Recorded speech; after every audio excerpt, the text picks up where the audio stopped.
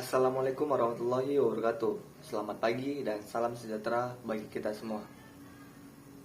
Pertama-tama mari kita panjatkan puja dan puji syukur kehadirat Tuhan Yang Maha Esa, yang mana telah memberikan kita nikmat kesehatan dan keselamatan sehingga kita dapat melaksanakan kegiatan ataupun aktivitas kita sehari-hari. Perkenalkan, saya Didi Kurniawan, semester 3 dengan NPM 2006200474. Saya selaku moderator dari kelompok 4 yang akan memandu jalannya penyampaian materi kami ataupun makalah kami terkait dengan tema yaitu transaksi terapeutik. Nah, adapun dosen pendamping dari mata kuliah ini adalah Bapak Ismail Koto, SHMH, yang mana beliau adalah salah satu dosen yang sangat berpengalaman di Universitas Muhammadiyah Sumatera Utara. Pada kesempatan kali ini kami akan membawakan tema transaksi terapeutik. Nah, sebenarnya apa sih yang dimaksud dengan transaksi tersebut? Sebelum kita memasuki pembahasan, alangkah lebih baiknya saya selaku moderator akan memperkenalkan kelompok 4 dengan peserta, yaitu saya sendiri selaku moderator, dan yang kedua itu ada Novia Yolanda, yang ketiga ada Gayatri Putri Yudi, yang keempat ada Ilham Saputra Angkat, yang kelima ada Muhammad Al-Fariki, yang keenam ada Davot Rianto Manurung, dan yang ketujuh ada Tanta Haryata Matarigan. Nah, ini adalah peserta ataupun mahasiswi dan mahasiswa terbaik Fakultas Hukum Universitas Muhammadiyah Sumatera Utara. Nah, masuk ke pembahasan yang tadi, sebenarnya apa sih yang dimaksud dengan transaksi terapeutik? Nah, pada pengertiannya, ya, transaksi ini sering digunakan dalam kehidupan sehari-hari dalam dunia medis ataupun dunia kesehatan. Nah, pengertian dari transaksi tersebut adalah yaitu suatu perjanjian antara dokter dengan pasien yang memberikan kewenangan kepada dokter untuk melakukan kegiatan memberikan pelayanan kesehatan ataupun pelayanan medis kepada pasien. Nah, jadi secara singkatnya kita bisa pahamin bahwa sebenarnya transaksi terapeutik ini adalah suatu perjanjian ya antara dosen dengan pasien, antara dokter dengan pasien untuk memberikan pelayanan kesehatan. Nah, lalu dengan timbulnya transaksi tersebut, maka ada yang namanya suatu perjanjian. Nah, ketika adanya suatu perjanjian, maka tidak lepas dari hak-hak setiap pihak. Oleh karena itu, transaksi ini selain menimbulkan akibat hukum, transaksi ini juga menimbulkan adanya hak-hak dari setiap pihak. Bisa saja hak dari dokter tersebut dan bisa juga hak dari pasien tersebut. Nah, pada sebenarnya hubungan antara transaksi terapeutik ini ya itu akan menimbulkan akibat hukum dan akan menimbulkan kewajiban juga yang harus dipenuhi. Ya, misalnya kewajiban seorang dokter yang harus merawat pasiennya. Begitu pula sebaliknya, kewajiban pasien ya yang akan menjalankan kewajiban-kewajiban administrasinya kepada seorang dokter ataupun yang lainnya. Nah, jadi mungkin itu saja salam pembuka ataupun pembahasan dasar mengenai transaksi terapeutik ini. Nah, lalu ketika kita sudah mengetahui apa itu transaksi terapeutik, selanjutnya kita akan membahas 3 pola hubungan dalam transaksi terapeutik ini. Nah, untuk ketiga hubungan tersebut akan dijelaskan oleh teman saya. Terima kasih. Perkenalkan, nama saya Novia Yolanda, NPM saya 2006-200531. Di sini saya akan melanjutkan pembahasan dari Dedi Kurniawan tentang transaksi terapeutik.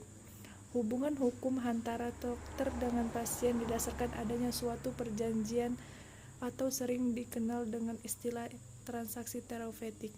Transaksi terapeutik yaitu suatu perjanjian di mana dokter berusaha semaksimal mungkin untuk menyembuhkan pasien dari penderitaan sakitnya atau yang lazim disebut perjanjian Spending per Biteris.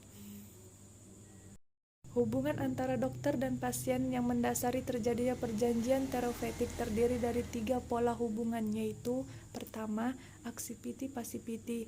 Pola hubungan activity-passivity inilah yang disebut paternalistis, seperti hubungan orang tua dan anak. Dan yang kedua, Guindes Corporation. Dalam pola hubungan Guindes Corporation ini baru muncul hubungan yang membimbing dan penuh kerjasama. Dan yang ketiga, terakhir, mutual participation. Pola mutual participation ini terbentuk berdasarkan pemikiran bahwa setiap manusia mempunyai martabat dan hak yang sama. Terima kasih. 2. Dasar hukum transaksi terapeutik. Di dalam kitab undang-undang hukum perdata dikenal perjanjian bernama dan tidak bernama sesuai dengan yang diatur dalam pasal 1316 KUHP Perdata yang menyatakan bahwa semua perjanjian, baik yang mempunyai suatu nama khusus maupun yang tidak dikenal dengan suatu nama tertentu, tunduk pada peraturan-peraturan umum. Dengan demikian, untuk sahnya perjanjian tersebut harus dipenuhi syarat yang termuat dalam pasal 1320 pasal KUHP Perdata yang menyatakan bahwa untuk sahnya suatu perjanjian diperlukan 4 syarat. 1. Sepakat mereka yang mengikatkan dirinya. 2. Kecakapan untuk membuat suatu perikatan. 3. Suatu hal tertentu. 4. Suatu sebab yang halal. Dan akibat yang ditimbulkan dalam perjanjian yang diatur dalam pasal 1338 KUHP Perdata yang menyatakan bahwa 1. Semua perjanjian yang dibuat secara sah berlaku sebagai undang-undang bagi mereka yang membuatnya. 2. Suatu perjanjian tidak dapat ditarik kembali selain dengan sepakat dua belah pihak atau karena alasan-alasan yang oleh undang-undang nyatakan. 3. Selain perjanjian harus didasarkan dengan itikat baik. Sekian dan terima kasih. Untuk syarat sahnya perjanjian terapeutik harus dipenuhi dengan syarat-syarat pasal 1320 KUH Perdata. Nah, yang pertama, adanya kesepakatan dari mereka yang saling mengikatkan dirinya. Yang kedua, adanya kecakapan untuk membuat suatu perikatan. Yang ketiga, mengenai suatu hal tertentu. Nah, yang keempat, untuk suatu sebab yang halal atau diperbolehkan. Syarat 1 dan 2 merupakan syarat subjektif yang harus dipenuhi, yaitu para pihak harus sepakat, dan kesepakatan itu dilakukan oleh pihak-pihak yang cakap untuk membuat satu perikatan. Agar terjadi kesepakatan, maka kedua pihak harus sadar terhadap kesepakatan yang dibuat dan diperlakukan, informed consent atau persetujuan tindakan medis. Nah, orang-orang yang dianggap cakap dalam membuat keputusan adalah orang yang dewasa, sehat, bukan orang yang tidak sadar, mabuk, atau anak yang di bawah umur. 4. Asas-asas transaksi terapeutik. Asas legalitas 120 Herman Hadiyati Koswatji. 2. Hukum kedokteran di dunia internasional. Dalam Simposium Hukum Kedokteran Medical Law Jakarta 1983. Halaman 3. 121 Sunarto Adiwibowo OP Cit halaman 20-21. 122 Veronica Komalawati OP Cit halaman 126. Universitas Sumatera Utara. Asas ini tersirat dalam pasal 50 UUK yang dinyatakan bahwa tenaga kesehatan bertugas menyelenggarakan atau melakukan kegiatan kesehatan sesuai dengan keahlian atau kewenangan tenaga kesehatan yang bersangkutan. Hal ini berarti bahwa pelayanan medik hanya dapat terselenggara apabila tenaga kesehatan yang bersangkutan dapat perizinan yang diatur dalam peraturan perundang-undangan. Antara lain, telah memiliki surat tanda registrasi, surat izin praktik. 2. Asas keseimbangan. Menurut asas ini, penyelenggaraan pelayanan kesehatan harus diselenggarakan secara seimbang antara kepentingan individu dan masyarakat, antara fisik dan mental. Saya akan melanjutkan penjelasan dari Saudara Muammar, yaitu tentang asas etikat baik. Asas ini berpegang teguh pada prinsip etis pada berbuat baik yang perlu diterapkan dalam pelaksanaan kewajiban dokter terhadap pasien. Hal ini merupakan bentuk penghormatan terhadap pasien dan pelaksanaan praktik kedokteran yang selalu berpegang teguh pada standar profesi. Yang kelima, asas kejujuran. Asas ini merupakan dasar dari terlaksananya penyampaian informasi yang benar, baik oleh pasien maupun dokter dalam komunikasi.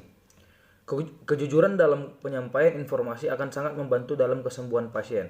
Kebenaran informasi ini terkait erat dengan setiap manusia untuk mengetahui kebenaran.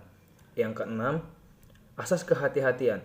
Sebagai seorang profesional di bidang medik, tindakan dokter harus didasarkan atas ketelitian dalam menjalankan fungsi dan tanggung jawabnya. Karena kecerobohan dalam bertindak dapat berakibat terancamnya jiwa pasien. Yang ketujuh, asas keterbukaan. Pelayanan medik yang berdaya guna dan berhasil guna hanya dapat tercapai apabila ada keterbukaan dan kerjasama baik antara dokter, pasien, dan berlandaskan sikap saling percaya. Sikap ini dapat tumbuh jika terjalin komunikasi secara terbuka antara dokter dan pasien. Di ruangan pasien diperoleh penjelasan atau informasi dari dokter dalam komunikasi yang transparan. Selanjutnya, terjadinya transaksi terapeutik. Untuk melihat gambaran lebih jelas mengenai saat terjadinya transaksi terapeutik, maka selain dilihat dari asas hukum dan pengertian hukum yang dapat mendasarinya, juga perlu dilihat dari kekhususannya yang terdapat dalam hubungan tersebut yang terletak pada subjek, objek, dan tujuannya. Pertama, subjeknya terdiri dari dokter sebagai pemberi pelayanan medik profesional yang pelayanannya pada prinsip pemberian pertolongan, dan pasien sebagai penerima pelayanan medik yang membutuhkan pertolongan. Kedua, objeknya berupa upaya medik profesional yang bercirikan pemberian pertolongan. Ketiga, tujuannya adalah pemeliharaan dan peningkatan kesehatan yang berorientasi kekeluargaan, mencakup kegiatan peningkatan kesehatan atau promotif, pencegahan penyakit atau preventif, penyembuhan penyakit atau kuratif, dan pemeliharaan kesehatan atau rehabilitatif.